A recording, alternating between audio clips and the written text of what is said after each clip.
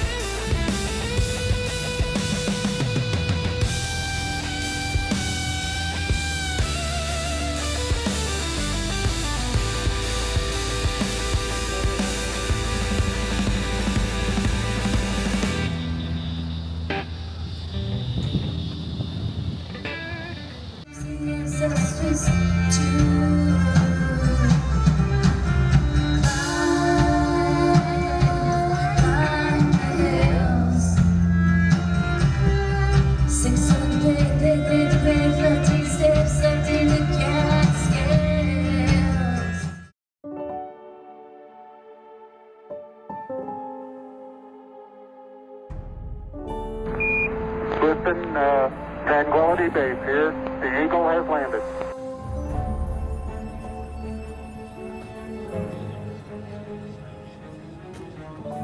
We choose to go to the moon in this decade and do the other thing, not because they are easy, but because they are hard. 3, 2, 1, 0. All engine running. Liftoff. We have a liftoff. 32 minutes past the hour. Liftoff on Apollo 11.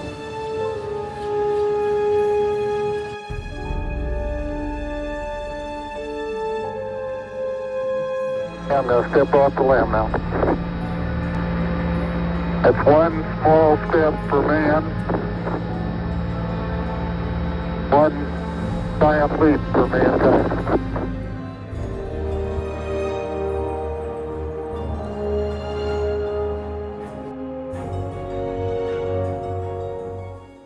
Because you can't turn them off. So you jump off the launch pad at about 2.5 times the acceleration of gravity, or 2.5 Gs. It's a big acceleration, a big kick, and I know that may not mean much to you, but maybe it's a little bit easier to imagine if you think about an aircraft being catapulted off an aircraft carrier. That's about 2.5 Gs of acceleration. So you go from like 0 to 200 miles per hour in 2 to 3 seconds. And so it's a big kick. You have 2.5 Gs of acceleration for the first 2 minutes. The solid rocket motor propellant burns really rough, so there's lots of vibration, the instrument panel's shaking, so you're kind of being put back in your seat, and you're kind of just along for the ride, to be honest. And then at the end of two minutes, when the solid rocket propellant's all gone, we jettisoned those solid rocket motors. They fell back into the Atlantic Ocean on parachutes, were picked up by NASA boats, refurbished and reutilized on subsequent space shuttle missions. And at that point, things got a little bit quieter, got very, very smooth because the liquid propellant engines run real smooth. The acceleration dropped way down. It dropped from 2.5 Gs to just 0.8 Gs, so it almost felt as though we had stopped accelerating. It got kind of comfortable in the cockpit. Then as we used up propellant in the external tank, we slowly accelerated out to 3 Gs, which occurred about 7.5 minutes into the flight. At that point, we actually throttled the engines back to maintain 3 Gs because that's the structural limitation of the space shuttle. And then at 8.5 minutes, we're going 17,500 miles per hour. And every time I say that, it almost sounds unbelievable. It's 5 miles a second. Propellant's pretty much all gone. We shut the main engines down and we go from 3 Gs to 0 Gs and we're in space. So it's a really quick, kind of fun trip. Next best thing about flying in space is being able to float around in zero gravity. It is just pure, simple fun. And it's just like being a kid again. But at the same time, it makes almost every normal task that we do a little bit more difficult. And this is the city. This is the city of Denver, Colorado. Again, really hard to find cities, I think. It's like a gray smudge. It's 100 millimeter telephoto lens, so it's about 50 miles across on the ground. It was really easy to see this nice geographic picture, that straight line. That's what we call the front range of the Rocky Mountains, right? So Denver, Colorado is a mile-high city, so it's roughly about 6,000 feet in elevation. It's pretty flat in town, but over a very short distance, it goes from 6,000 feet to a bit less than 15,000 feet, and it forms that nice straight line, which is really easy to see from space. And once you find that, you can use some other geographic features, or maybe your ground track, for example, to help you find places like Denver. And as a pilot, I always like to point out, runways are easy to see from space, so you can clearly see the runways out of Denver's International Airport. And then, just to give you an idea how it changes from season to season, this picture was taken from the same point in space of Denver, but a little bit harder to find, I think. It's just that gray smudge, but you can still see the straight line in the front range of the Rocky Mountains, and you can still see the runways out there at the airport, which I think is kind of cool.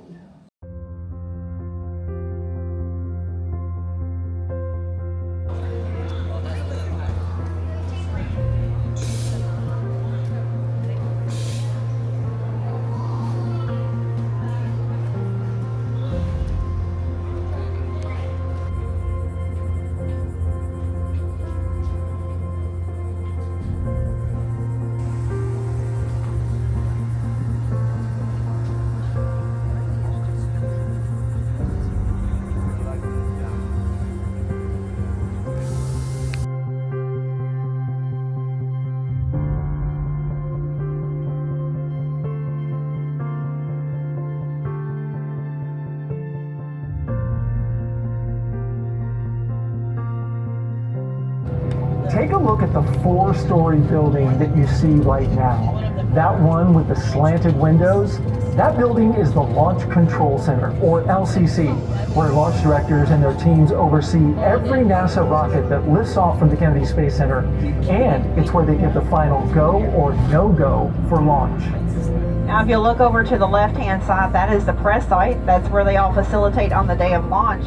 Now, for those of you who recognize the name Walter Cronkite, if you look over, you'll find one that says CBS News. That's actually where he did his from.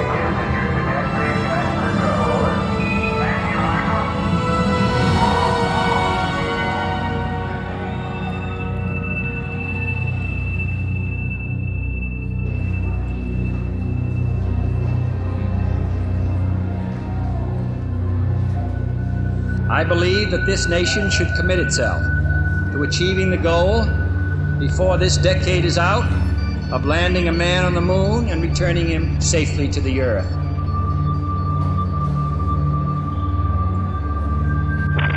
Houston, we've had a problem here. This is Houston. Say again, please. Houston, we've had a problem. We've had a main beam undervolt. Roger, main beam undervolt. Okay, stand by, 13. We're looking at it.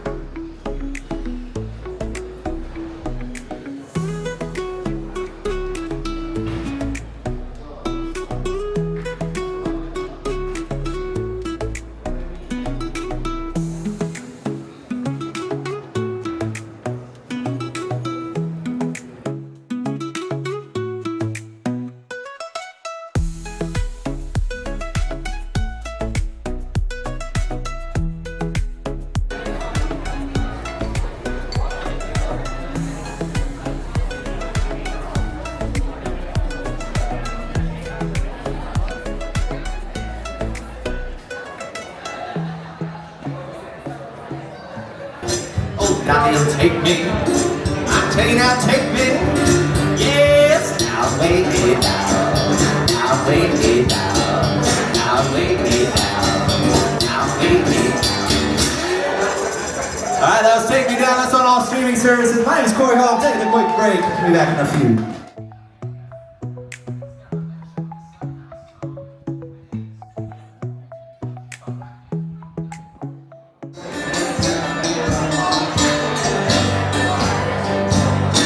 Some people tell you put it out in more wood blues, but this ain't so bad. I have them old, they're walking blues. I tell you now,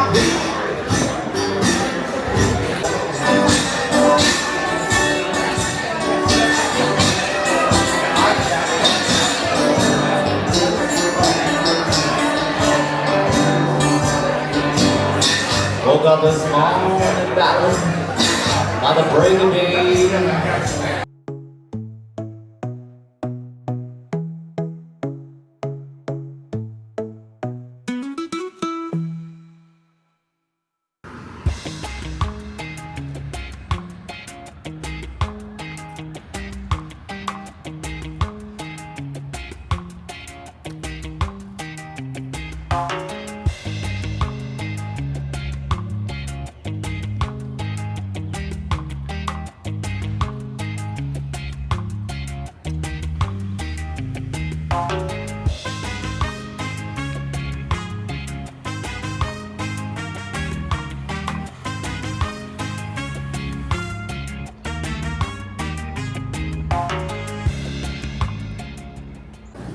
These stones, they're coquina stones. The same stuff the big fort, the Castillo de San Marcos is made up downtown. Made out in the form of a cross. 15 stones down, east and west. 13 stones across, north and south, for the year 1513. The year Ponce landed here as the first European. Ponce put these stones here himself in 1513. They've never been moved. I now claim this as Spanish territory. I claim this in the name of the church and the crown. Now, he didn't actually know how much land he was claiming. He thought it was an island. But the Spanish explorers, when they claimed land, they claimed all the land that's attached to it. So he was basically claiming the entire North American continent. If you were in northern Canada, you'd be in La Florida, all the way down to the Gulf of America and everything in between. Christopher Columbus never ever set foot in the United States, not even close. He discovered the West Indies, northern part of South America, Central America, Mexico, Cuba, Hispaniola. But Christopher Columbus never ever set foot in the United States.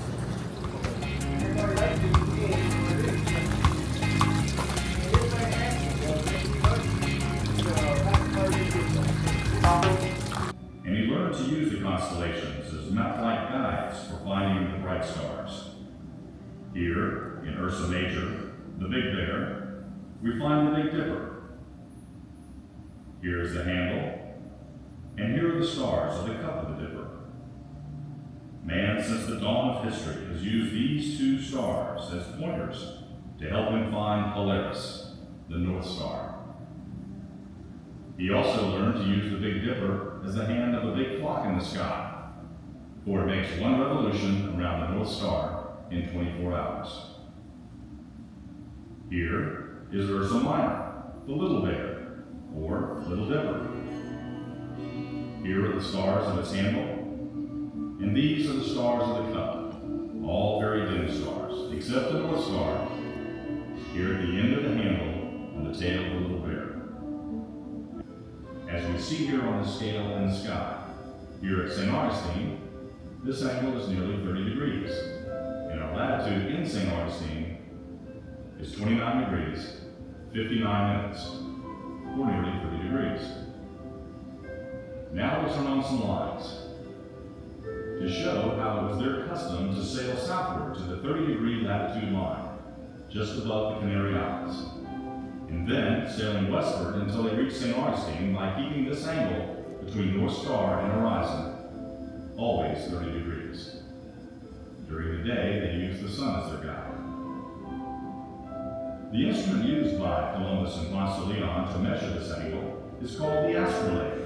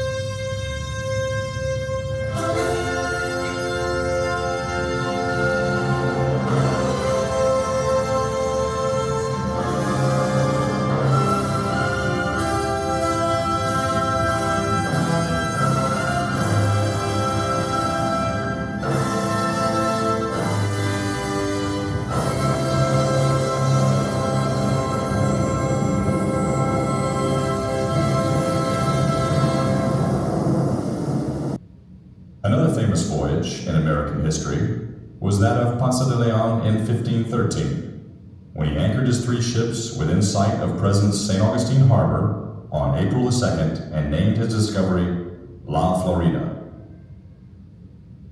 On April the 3rd, he landed and took possession for Spain. This was the first formal possession taken of any part of what is now the continental United States.